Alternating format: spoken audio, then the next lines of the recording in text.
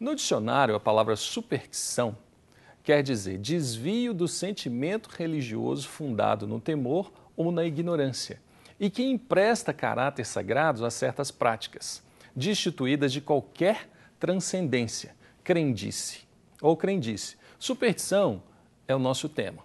Nosso convidado de hoje é o Richard Guerra Barbosa, teólogo, pastor, professor, mestre, discipulador. É o Richard. Seja bem-vindo, Richard. Sempre alegria. Tudo bom? Tudo. E que está lá na Igreja Batista da Lagoinha, na Mocidade. Isso. Toda quinta, toda sexta, todo sábado, todo domingo, né? E toda todo terça dia, também, segunda né, a segunda. Estamos lá firme, cuidando da juventude. A juventude que às vezes também é muito supersticiosa, né? Muito, né, Richard? Existe superstição dentro da igreja, nós vamos falar disso também, né?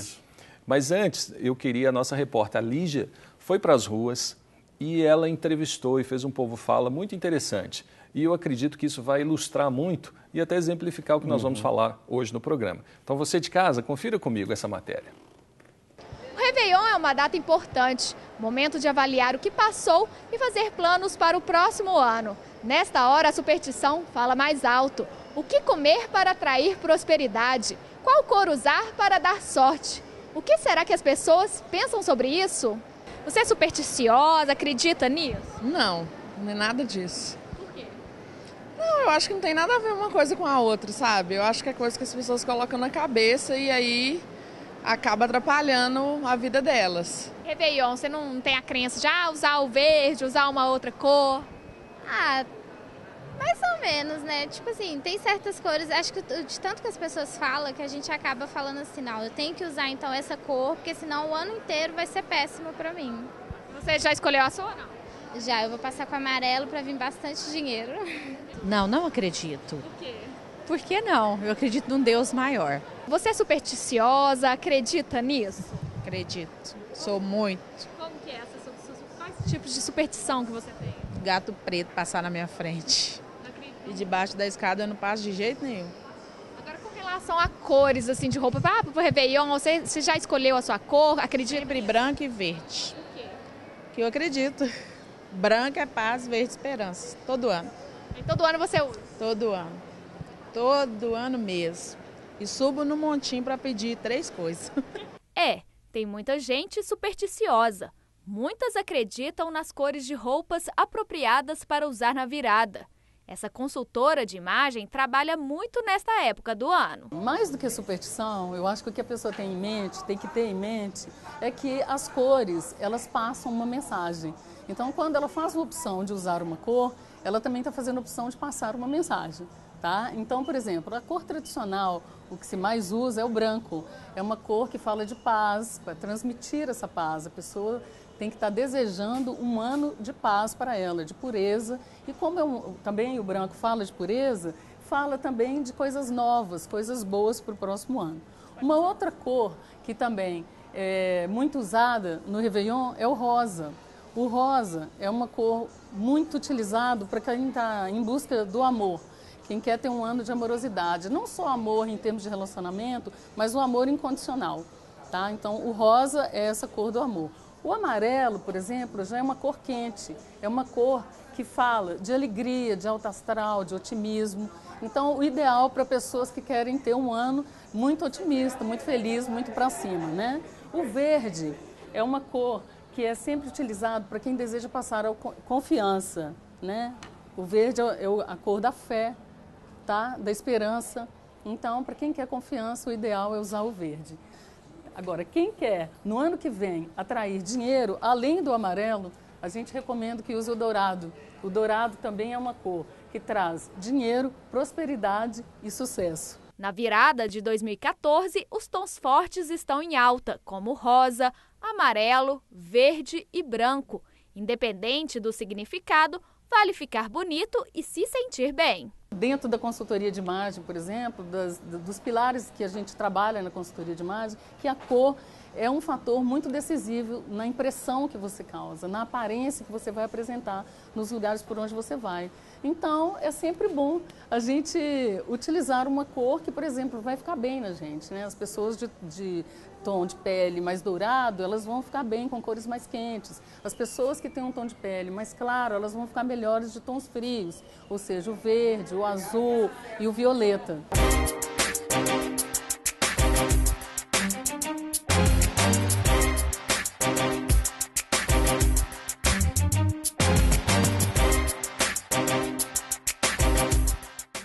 Richard, superstição, pelo que percebemos, é muito mais comum do que imaginávamos no dia a dia do brasileiro. Isso tem a ver com heranças étnicas, né? O Brasil foi um país que sofreu colonizações, então veio toda a carga das superstições europeias, principalmente dos celtas, dos bruxos, né, do período da Idade Média. Aí, com os escravos vieram os ritos africanos, né, ligados à feitiçaria, né, e a quimbanda, a candomblé, essas coisas. Ele vai fazendo uma mistura disso. E tem tudo, os nativos, os indígenas, né, os tupis-guaranis, que também dentro da sua cultura tinha uma série de ações que podemos caracterizar como supersticiosas. Isso foi passando de geração em geração, chegou nos nossos avós, para os nossos pais, e chegou até nós. E de tanta gente ouvir essas coisas, aí vai ficando aquela coisa lá no fundo, assim, será que vou fazer pelo menos para não dar problema? Eu já vi muita gente, por exemplo, tem medo de passar debaixo de uma escada, que é dar azar, quebrar um espelho. Encontrar com um gato preto na rua. Um gato preto, meu Deus, não posso cruzar com um gato preto. E por quê? Porque isso está meio que impregnado na nossa cultura. Nossa cultura brasileira. É uma cultura muito mística. Extremamente, extremamente mística. O brasileiro, mesmo aquele que é religioso, ele gosta de implantar um misticismo justamente por causa dessa herança étnica, né? Implantar esse misticismo nas suas ações, até nos seus rituais, às vezes, ele traz esse daí elemento. a gente precisa fazer uma observação interessante, que não é por conta do misticismo em si, mas é uma religiosidade onde a pessoa compreende que se ela fizer aquela prática, ela está chegando perto de Deus. Como diz ali a palavra superstição, está muito ligada à crendice, ou alguma coisa, algum tipo de crença que ela quer que vai melhorar a vida dela. Então, por exemplo, eu acredito, a pessoa pensa, entre aspas, eu acredito que se eu pular 7 ondas no mar, o meu ano de 2014 será diferente. Sei lá o que eles podem acreditar. Mas ela faz aquilo baseado num contexto de fé. E ela alia aquilo ao religioso. Eu sou uma pessoa muito religiosa. Mas o que você fez? Olha, eu passei a virada de ano todo vestido de branco, para ter muita paz. Ou eu passei de vermelho. Eu não entendo bem, não entendo o contexto. Mas eu sei que o amarelo traz algum tipo de coisa, o vermelho também, tem cores. E as pessoas acabam levando isso para o lado religioso. Eu até faço uma leitura um pouco diferente. Eu acho que não é a fé, é justamente a falta dela. É um certo elemento de incredulidade imaterial. Por quê? Porque ao invés de você buscar em Deus a solução, você desvia o foco e coloca do num divino objeto. E agrega valor ao objeto. Você cria o que a gente chama assim, de ponto de contato. A pessoa ela precisa de algum elemento físico para depositar a fé dela naquele elemento. Então, o supersticioso seria aquele cidadão, aquela pessoa que ela acredita que a fé dela, depositada num objeto, numa atitude, vai proporcionar coisas boas. Vai agregar força para aquilo que ela deseja acontecer. Então, para ela não é suficiente assim, eu vou orar, vou pedir a Deus para ter um ano vitorioso. Isso é muito subjetivo, é muito abstrato. Então, ela quer um elemento. Então, ela pega lá a lentilha, coloca lá, ou pula a onda. 7 grãos de feijão, 7 grãos de arroz. A roupa, tudo isso dá a ela a segurança que ela não consegue ter simplesmente buscando a Deus, crendo na palavra dele. Então, eu creio que é um elemento de incredulidade, não é um elemento de fé. Eu digo fé porque, às vezes, a pessoa mistura as coisas. Não é fé, mas ela atribui aquilo como se fosse a própria fé dela e ela acredita que aquilo é fé.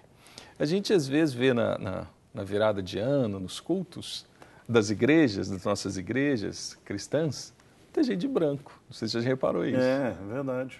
Então, ou seja, você está ali numa celebração... Às vezes até inconsciente. Cristã, não estamos julgando, nós só estamos refletindo.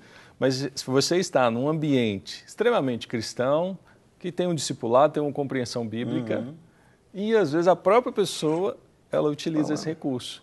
Ela carrega uma carga supersticiosa na vida dela tão grande que naquele momento ela externa aquilo novamente, na certeza ou numa convicção pessoal de que aquilo também ajuda.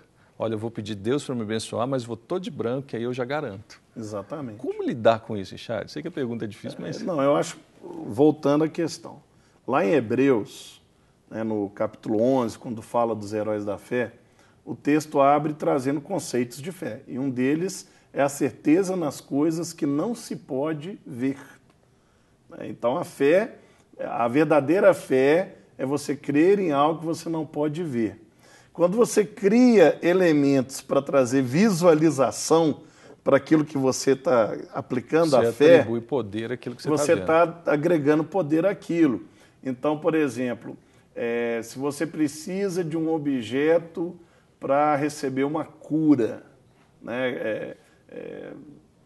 A pessoa, por exemplo, quer tomar um copo com água e tem que orar no copo, tomar a água e a água vai fazer o efeito. Pois é, mas aí a gente entra numa situação até delicada e sim, interessante, que algumas igrejas cristãs têm práticas supersticiosas. Sim, podemos dizer que sim. Coloque o seu copo d'água em cima da televisão agora, querido telespectador, e vamos orar e esse copo vai te curar. Essa água vai te curar. A fé da pessoa pode curá-la, a água não. Né? Pois é, mas seria também uma espécie de superstição, porque aí a gente precisa ponto entender de contato. Como é que o cristão, ou qual o caminho para o cristão ele conseguir identificar, saber aquilo que é fé, que é a fé dele em Deus. Olha, eu vou dar 7 voltas no monte, vou ali, porque é um ato profético, como dizem. Certo. Daquilo que pode ser um objeto supersticioso. Olha, eu vou levar esse vaso de barro para minha casa, vou deixar ele lá no meu quarto, cheio de óleo, de azeite, e em 7 dias eu serei curado. Exatamente. Ou 7 dias o meu amor vai chegar. A diferença para mim fica muito clara nas ações de Cristo. Você vai para o Evangelho, você vê, por exemplo, as ações miraculosas de Cristo ligadas à cura. Algumas ele apenas fazia um comando, ele pensava, se você crê, então se você crê, você seja curado agora. Agora, por exemplo, no caso de um dos cegos que ele curou, ele cuspiu no chão, fez um lodo e passou nos olhos daquele homem. E aquilo ali fez com que os olhos dele se abrissem, né? Que abrisse os olhos. Agora, quando você tem uma pessoa que ela ainda não tem a noção de fé, ela ainda é muito jovem na caminhada, o ponto de contato ajuda ela no sentido até pedagógico para agregar forças. Eu acho que quando Jesus faz aquilo ali, passa o lodo no olho, tem esse elemento. Mas se você já atingiu uma certa maturidade espiritual, você consegue trabalhar a fé sem a necessidade desse ponto de contato. Senão, toda vez que Jesus fosse curar um cego, ele ia ter que cuspir no chão, fazer o lodo e passar no olho. Então, o que acontece às vezes que nós, cristãos, temos que tomar muito cuidado? Deus, a graça dele é multiforme, então ele pode se manifestar das formas mais imprevisíveis, mais espetaculares, mais simples possíveis, ele pode manifestar. Mas aquela experiência pessoal sua, em que ele te levou a fazer alguma coisa e aquilo gerou fé em você, e você teve uma cura, uma vitória, alcançou o que você buscava com tanta intensidade, se você pegar aqui e falar assim, todo mundo para alcançar o que eu alcancei, vai ter que fazer o que eu fiz, vai ter o objeto que eu tenho, e aí então você está pegando um testemunho, uma experiência pessoal e transformando em doutrina. E aí então virou uma superstição. É como se toda cura para um cego tivesse que obrigatoriamente passar pelo lodo feito por cuspe. Exatamente.